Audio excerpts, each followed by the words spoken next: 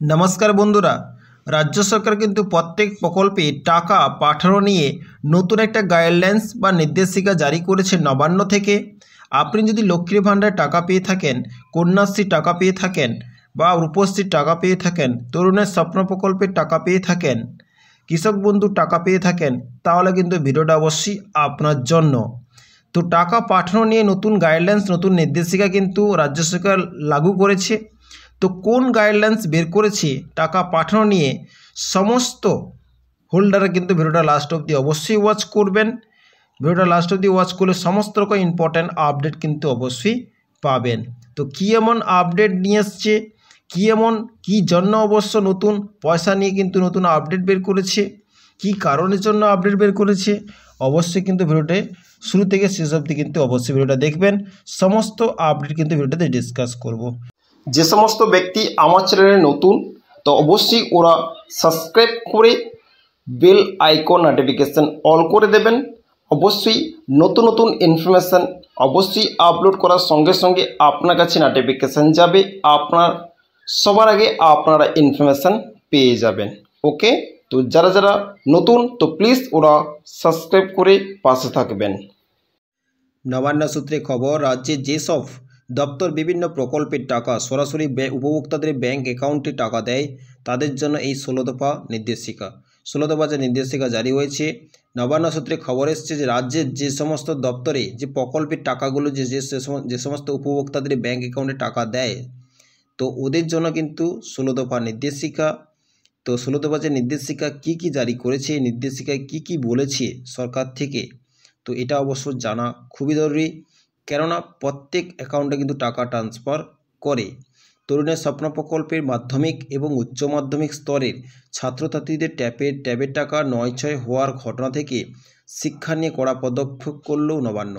যে তরুণের যে স্বপ্ন প্রকল্পে যে মাধ্যমিক উচ্চ মাধ্যমিক যে মোবাইল ফোন দেয়, ওই ছাত্রছাত্রীর ট্যাবের টাকা কিন্তু রিসেন্ট 2 মাস আগে কিন্তু ৯/৬ হয়েছে, ডাকাতি হয়েছে, চুরি হয়েছে, লোপাট হয়েছে। সেই কারণের জন্য কড়া পদক্ষেপ নিয়েছে নবান্ন, যাতে অন্যান্য প্রকল্পের টাকা যাতে ৯/৬ না হয়, চুরি না হয়, ডাকাতি না হয়, লুটপাট না হয়, সেই কারণের জন্য কড়া দায়িত্ব নিয়েছে নবান্ন আর পদক্ষেপও নিচ্ছে। সম্প্রতি এক নির্দেশিকা জারি করেছে অর্থ দপ্তর থেকে একটা বিশাল বড় একটা নির্দেশিকা জারি করেছে। আর অনেক বড় কিন্তু গাইডলাইন্স বেরিয়েছে যাতে পয়সা ঠিকমতো সরাসরি উপভোক্তাদের অ্যাকাউন্টেতে ট্রান্সফার হয়। নবান্ন সূত্রে খবর, রাজ্যের যেসব দপ্তর বিভিন্ন প্রকল্পের টাকা সরাসরি উপভোক্তাদের ব্যাংক অ্যাকাউন্টে টাকা দেয় তাদের জন্যই জারি করা হয়েছে এই 16 দফা নির্দেশিকা। আমাদের অবশ্য গভর্নমেন্টের যে প্রকল্পগুলো আছে সেই প্রকল্পগুলো যে টাকা ট্রান্সফার করে কিন্তু যে সমস্ত উপভোক্তা যে সমস্ত অবশ্য দপ্তরগুলো আছে সেই সমস্ত দপ্তরের জন্যই কিন্তু 16 দফা নির্দেশিকা জারি করেছে। কেন ওই সমস্ত দপ্তরে কিন্তু প্রত্যেক মানুষের অ্যাকাউন্টে কিন্তু ট্রান্সফার করে, আর কোটি কোটি টাকা কিন্তু ওই সমস্ত দপ্তর কিন্তু লেনদেন করে। যদি কোনো প্রবলেম হচ্ছে, লোপাট হচ্ছে, তো ওই দপ্তরকে অবশ্যই সরকার থেকে কিন্তু 16 দফা নির্দেশিকা জারি করেছে। প্রসঙ্গত লক্ষ্মীর ভান্ডার, রূপশ্রী, কন্যাশ্রীর মতো প্রকল্পগুলি মুখ্যমন্ত্রী মমতা বন্দ্যোপাধ্যায়কে বরাবর ভোটের ভেন্ডিকেট দিয়ে এসেছে। আর অবশ্যই কিন্তু প্রসঙ্গত লক্ষ্মীর ভান্ডার থেকে, রূপশ্রী থেকে, কন্যাশ্রী থেকে যে সমস্ত প্রকল্পগুলি আছে সেই সমস্ত প্রকল্প কিন্তু মুখ্যমন্ত্রী মমতা বন্দ্যোপাধ্যায়কে কিন্তু খুবই বেটার জায়গায় পৌঁছেছে। তো ট্যাব কাণ্ডের পর রাজ্যের প্রকল্পগুলি থেকে সাধারণ মানুষ কতটা সুবিধা পাচ্ছেন তা নিয়ে প্রশ্ন তুলছে বিরোধীরা।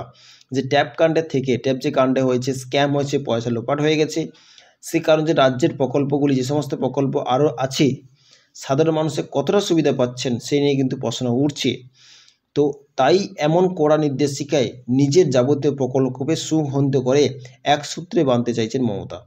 যে আমাদের রাজ্যে যে সমস্ত প্রকল্পগুলো আছে যেগুলো পয়সা দেওয়া হয়, চাই লক্ষ্মী ভান্ডার, রূপশ্রী, কন্যাশ্রী, কৃষক বন্ধু, সমস্ত প্রকল্পে যে টাকা লেনদেন করা হয় বা দেওয়া হয়, তো সেগুলো কিন্তু এক জায়গায় কিন্তু নিয়ে আসছে যাতে কোনো অসুবিধা, যাতে প্রবলেম না হয়, পয়সা সবার অ্যাকাউন্টে যাতে যায়, সেই জন্য কিন্তু স্ট্রিক্টলি সিদ্ধান্ত নিয়েছে নবান্ন। ওকে, যে 16 দফা যে নির্দেশিকা জারি করেছে, তো কী কী নির্দেশিকা জারি করেছে নবান্ন থেকে সম্পূর্ণ ডিটেলস কিন্তু অবশ্যই জানবো। সরাসরি টাকা পাঠানোর 16টা নির্দেশ নবান্নের। ওকে, যে সরাসরি কিন্তু ডাইরেক্ট অবশ্য যে টাকা পাঠানোর যে নির্দেশ জারি যে করেছে, তো 16খানা নির্দেশ জারি করেছে সরকারের তরফ থেকে। যে 16খানা যে নির্দেশ জারি করেছে নবান্ন থেকে, সে 16খানা নির্দেশ কিন্তু পার্ট করে কিন্তু এই ভিডিওতে অবশ্যই ডিসকাস করব। অবশ্যই কিন্তু সবাই কিন্তু শুরু থেকে শেষ অবধি ভালো মতো অবশ্যই ওয়াচ করবেন। ওকে, তো দেখতেই পাচ্ছেন এখানটায় ফার্স্ট পয়েন্ট দেখতেই পাচ্ছেন। ফার্স্ট পয়েন্ট যেটা অবশ্যই এখানে শো করাচ্ছে, আপনারা অবশ্যই দেখতেই পাচ্ছেন ফার্স্ট পয়েন্ট কিন্তু এখানে শো করাচ্ছে, পরিষ্কার কিন্তু এখানটা লেখা আছে। ওকে, টাকা পাঠানোর আগে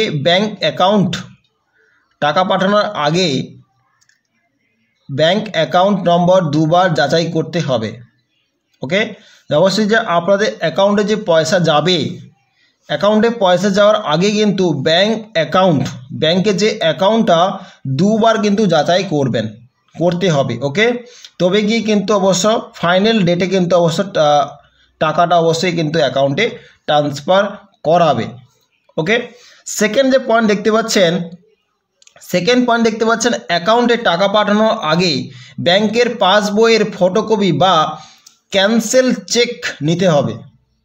এখানে কিন্তু বলছে যে অ্যাকাউন্টে টাকা পাঠানোর আগে, যে অ্যাকাউন্ট টাকা যে পাঠাবে তার আগে ব্যাংকের পাসবইয়ের যে পাসবই ফটোকপি বা ক্যান্সেল চেক নিতে হবে। এই ক্যান্সেল যে চেক অবশ্য কিন্তু নিতে হবে, সেটা কিন্তু এখানটায় জানকারি দিয়েছে। ওকে, পয়েন্ট নম্বর 3 হচ্ছে 3 নম্বর পয়েন্ট কিন্তু এখানে দেখতে পাচ্ছেন কোনো প্রকল্পের টাকা পাঠানো হচ্ছে সে বিষয়ে দপ্তরকে সতর্ক থাকতে হবে। যে কোন বিষয়ে যে টাকা পাঠানো হচ্ছে বা কোথায় টাকা পাঠানো হচ্ছে, সে বিষয়ে কিন্তু সরকারি দপ্তরকে সতর্ক থাকতে হবে যে আমি এই বিষয়ে অবশ্য টাকা পাঠাচ্ছি, এই প্রকল্পে টাকা পাঠাচ্ছি। সমস্ত কিন্তু গাইডলাইন্স, সমস্ত কিন্তু জিনিস কিন্তু দপ্তরকে সতর্ক অ্যাক্টিভ থাকতে হবে। ওকে, তো অবশ্যই নেক্সট পয়েন্ট দেখতে পাচ্ছেন এখানে, যে নেক্সট পয়েন্ট দেখতে পাচ্ছেন 4 নম্বর পয়েন্ট কিন্তু এখানে শো করাচ্ছে। 4 নম্বর পয়েন্ট কিন্তু এখানে শো করাচ্ছে, দেখতে পাচ্ছেন যে একটি ব্যাংক অ্যাকাউন্ট যেন একাধিক উপভোক্তা না হয়। একটি ব্যাংক অ্যাকাউন্ট যদি আপনি কোনো একটা ব্যাংকে, অবশ্য আপনি SBI হোক, পাঞ্জাব ন্যাশনাল হোক, ICICI ব্যাংক হোক, আপনার একটি ব্যাংক অ্যাকাউন্টে আপনার একাধিক উপভোক্তা না হয়। ওকে, এটাও কিন্তু অবশ্য কিন্তু আপনাদের জানকারি রাখতে হবে যে একটি ব্যাংক অ্যাকাউন্ট যেন একাধিক উপভোক্তার না হয়। ওকে, 5 নম্বর পয়েন্ট হচ্ছে উপভোক্তার ব্যাংকের IFSC যাচাই করতে হবে।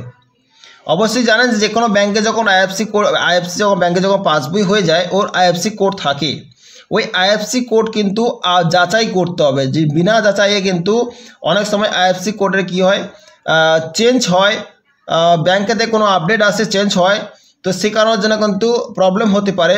সেই জন্য উপভোক্তার ব্যাংকে কিন্তু IFSC যাচাই কিন্তু করতে হবে যে সঠিক এই উপভোক্তার IFSC কোড না অন্য কারোর। ওকে, তো 6 নম্বর পয়েন্ট হচ্ছে যে অ্যাকাউন্টে টাকা পাঠানো হচ্ছে ব্যাংকের সেই শাখা যেন এই রাজ্যের হয়। যে ব্যাংকে অবশ্য যদি টাকা পাঠাচ্ছেন আপনারা, চাই অবশ্য কোনো প্রকল্পের টাকা কিন্তু অবশ্য কোনো ব্যাংকে ট্রান্সফার করাচ্ছেন, তো সেই অ্যাকাউন্ট যেন এই রাজ্যের হয়, এনি পশ্চিমবঙ্গ রাজ্যের যেন অ্যাকাউন্টটা হয়।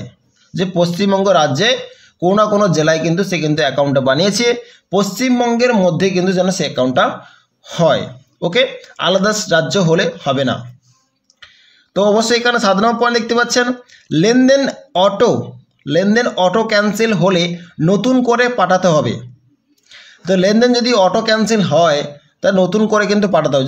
যদি লেনদেন করছেন কোনো করছেন, তো অবশ্যই অটো ক্যান্সেল যদি হয়ে যায় তাহলে কিন্তু নতুন করে কিন্তু পাঠাতে হবে, সেটা কিন্তু অবশ্যই আপডেট বলছি।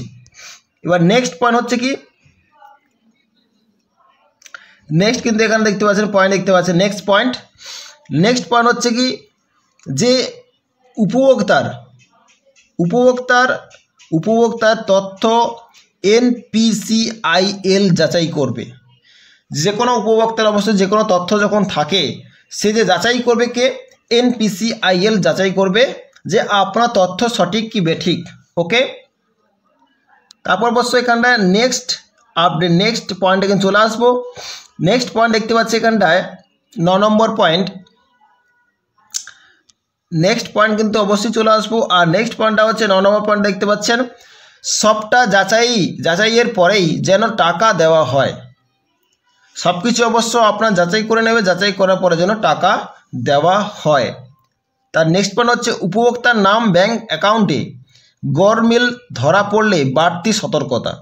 যদি উপভোক্তা নাম যদি ব্যাংক অ্যাকাউন্টে যেহেতু ভুলভাল আছে, আপনার অ্যাড্রেস আধার কার্ডে আলাদা আছে, ব্যাংক অ্যাকাউন্টে আলাদা আছে, যদি ওটা যদি গরমিল হয়, ভুলভাল হয়, ধরা যদি পড়েন, তাহলে বাড়তি কিন্তু সতর্কতা অবশ্যই, সেই সতর্কতা অবশ্যই আপনাদের অ্যাক্টিভ থাকতে হবে, সতর্কতা অবশ্যই জারি করেছে।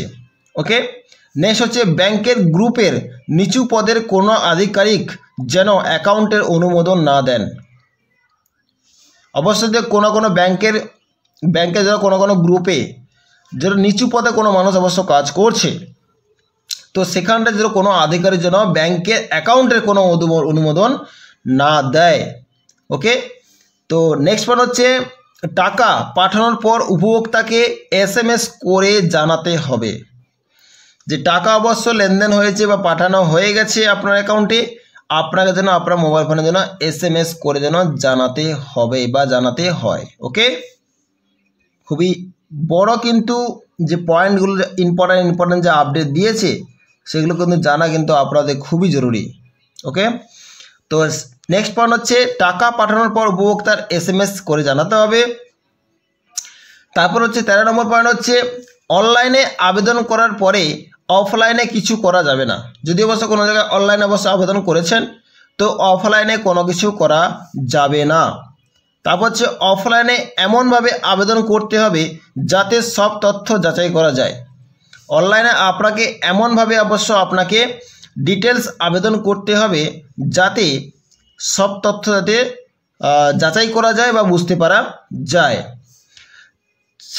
15 নম্বর পয়েন্ট হচ্ছে টাকা পাঠানোর পোর্টাল এবং বিভাগীয় পোর্টালের মধ্যে সমন্বয় থাকতে হবে।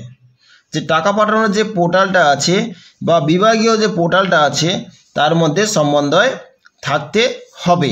ওকে, 16 নম্বর পয়েন্ট দেখতে পাচ্ছেন। 16 নম্বর পয়েন্টটা হচ্ছে এখানটা কিন্তু পরিষ্কার কিন্তু লেখা দেখতে পাচ্ছেন যে যেসব দপ্তর টাকা পাঠায় তাদের মাসিক অথবা ত্রৈমাসিক পর্যালোচনা স্টেটমেন্টে পাঠাতে হবে। যেসব দপ্তর টাকা পাঠায়, যে সমস্ত দপ্তর আছে, সংস্থা আছে টাকা পাঠায়, তাদের মাসিক অথবা ত্রৈমাসিক পর্যালোচনা স্টেটমেন্ট কিন্তু পাঠাতে হবে। যে সমস্ত সংস্থা অবশ্য টাকা পাঠায়, তাদেরও কোনো না কোনো আপডেট অন্য জায়গায় স্টেটমেন্ট কিন্তু পাঠাতে হবে। ওকে, এই হচ্ছে সবথেকে 16খানা যে 16খানা যে নিয়ম বা 16খানা রুলস বা 16খানা নির্দেশ যে জারি করেছে সরকারের তরফ থেকে। তো বিশাল বড় অবশ্যই একটা আপডেট সরকারের তরফ থেকে কিন্তু নিয়ে এসছে।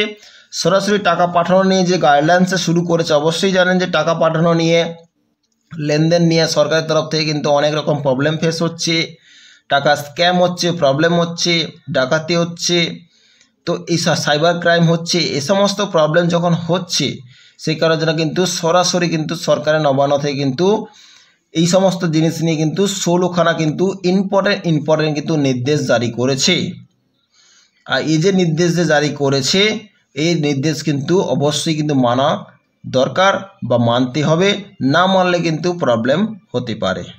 ওকে, এই 16 দফা নির্দেশ এখনই কার্যকর করতে হবে বলে জানিয়েছে অর্থ দপ্তর। এই 16 দফা যে নির্দেশ কিন্তু আপনি এখনই জানকারি নিলেন, এটা কিন্তু কার্যকর করতে বলে দিয়েছে অর্থ দপ্তর। রাজনৈতিক মহলের ধারণা, মুখ্যমন্ত্রী মমতা 2026 সালের বিধানসভা নির্বাচনের কথা মাথায় রেখেই কিন্তু অর্থ দপ্তরকে এমন কড়া নির্দেশিকা জারি করার নির্দেশ দিয়েছে।